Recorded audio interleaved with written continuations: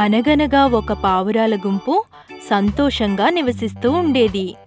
అవి గుంపులు గుంపులుగా సంతోషంగా హాయిగా ఒకచోట నుండి ఇంకొక చోటికి ఆహారం కోసం ఆహ్లాదంగా ఎగురుతూ వెళ్ళేవి. ఒకరోజు అలాగే పావురాలు ఎగురుతూ ఆహారం కోసం చాలా దూరం వెళ్ళిపోయాయి.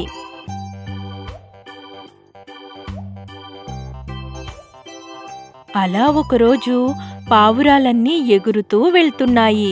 చాలా దూరం వెళ్ళి బాగా అలసిపోయాయి. అయినా పాపం పావురాలకి తిండి దొరకలేదు.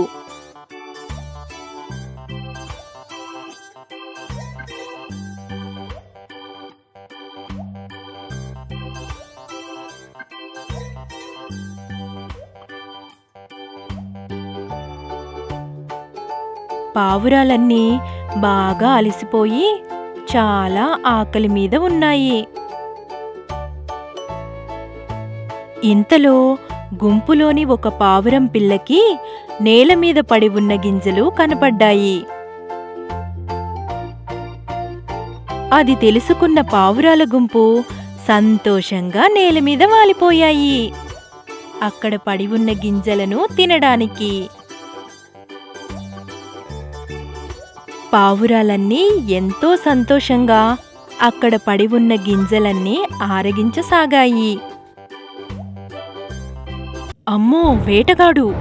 హఠాత్తుగా ఒక పెద్ద వల ఆ పావురాల గుంపు మీద అమాంతం పడింది. అన్ని పావురాలు ఆ వలలో పడి చిక్కుకున్నాయి.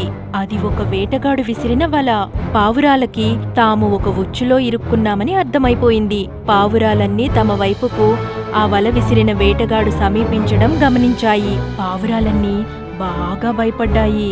ఇంతలో పావురాల గుంపులో ఒక పెద్దదైన పావురానికి ఒక ఉపాయం తట్టింది. అది వెంటనే అన్ని పావురాలకి తమ శక్తినంతా ఉపయోగించి వలను పట్టుకుని పైకి ఎగరవలసిందిగా ఆదేశించింది. ఇంకేముంది, ఆ పెద్ద పావురం ఉపాయం ఫలించింది. పావురాలన్నీ మూకుమ్మడిగా వలతో సహా ఆకాశంలోకి ఎగిరిపోయాయి. ఆగండి, ఆగండి అని వేటగాడు పావురాల గుంపు వెంటపడి అరవడం మొదలుపెట్టాడు. ఆగండి, ఆగండి! పావురాలు వేటగాడికి దొరకలేదు. వలతో సహా పారిపోయాయి.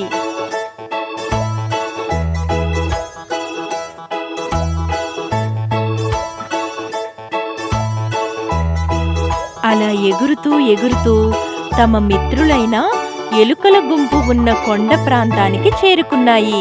పావురాలు తమ ఎలుక మిత్రులను వలని తమ పళ్లతో కత్తిరించమని అడిగాయి. అంతే, త్రుటిలో ఎలుకలు వలను ముక్కలు ముక్కలు చేశాయి. వేటగాడు వచ్చేసరికి పావురాలన్నీ విడుదలయ్యి సంతోషంగా నింగికెగిశాయి. చివరికి వేటగాడికి మిగిలింది నిరాశే. ఈ కథలో నీతి ఏమనగా, ఐకమత్యమే మహాబలం.